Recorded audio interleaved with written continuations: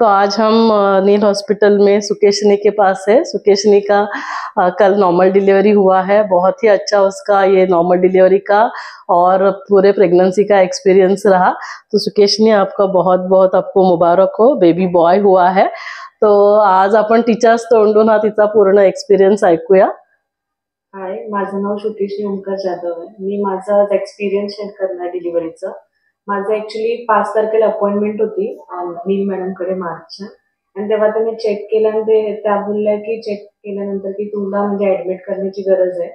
आणि त्यांनी ॲडमिट केल्यानंतर मला स्लो पेन्स चालू झालेल्या, आणि त्या पेन्स रात्रभर स्लो होत्या, पण मॉर्निंगमध्ये ते जास्त पेन्स वाढल्या। पण त्या सारख्या फॉलोअपला येऊन चेक करत होत्या, तर त्यांनी पाहिलं की माझा सर्व्हिक्सचा जो एरिया तो जास्त काय ओपन झाला नव्हता। सो त्या मला सारख्या येऊन 3-3 तासाला चेकअप करत होत्या, आणि त्या मला बोलत होत्या की तुला एक्सरसाइज करण्याचे प्रयत्न करशील तेवढी तुझी नॉर्मल डिलिव्हरी होऊ शकते, नाहीतर आपल्याला सिझरिंगला घ्यावं लागेल। सो त्यांच्या मोटिवेशनमुळे मी सारखं प्रत्येक ज्या 3 तासाला येत होत्या मी सारखे उठून डक वॉक, आपलं वॉकिंग वगैरे भरपूर केले। मला जमत नव्हतं तरी सुद्धा मी माझं 100% द्यायचा प्रयत्न केला।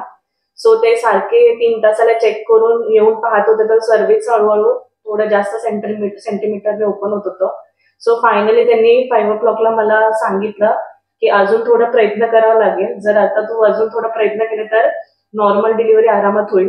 सो मी अजून ट्राय केलं, तेव्हा तर शक्यच नव्हतं माझ्याकडून, मी होप्सच सोडून दिलेले। मला वाटलं की माझी नॉर्मल डिलिव्हरी होणं शक्यच नाही। सो मॅडमने मला एवढं मोटिवेट केलं की त्यांच्या मोटिवेशनमुळे मी करू शकले, आणि माझी लेबर रूम मध्ये माझी नॉर्मल डिलिव्हरी झाली। आणि thank you for Neel madam and nurses also for motivating me. ह्यांच्याशिवाय माझी नॉर्मल डिलिव्हरी होणं शक्य नव्हती।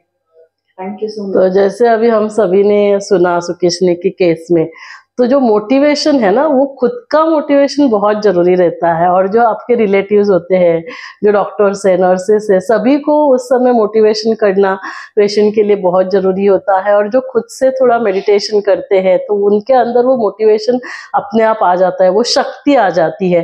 तो इसीलिए जैसे नील हॉस्पिटल में हम ये वर्कशॉप लेते हैं, ऑनलाइन भी होते हैं, डिवाइन गर्भ संस्कार यूट्यूब चैनल के माध्यम से आप ये मेडिटेशन वीडियोस, नॉर्मल डिलीवरी की वीडियोस देख सकते हैं। जो जैसे अभी सुकेशनी ने कहा कि जो एक्सरसाइज है, तो ड्यूरिंग माना लेबर के समय भी, जब आपको लेबर पेन्स आते हैं तभी भी आपको ये सारा वॉकिंग, डक वॉक और जो एक्सरसाइज आप करते रहेंगे तो आपकी 100% नॉर्मल डिलीवरी होती है। तो इसीलिए आप सभी के साथ सुकेशनी का एक्सपीरियंस शेयर कर रहे हैं। थैंक यू सुकेशनी, और फिर एक बार आपको बहुत बहुत मुबारक हो। Thank you.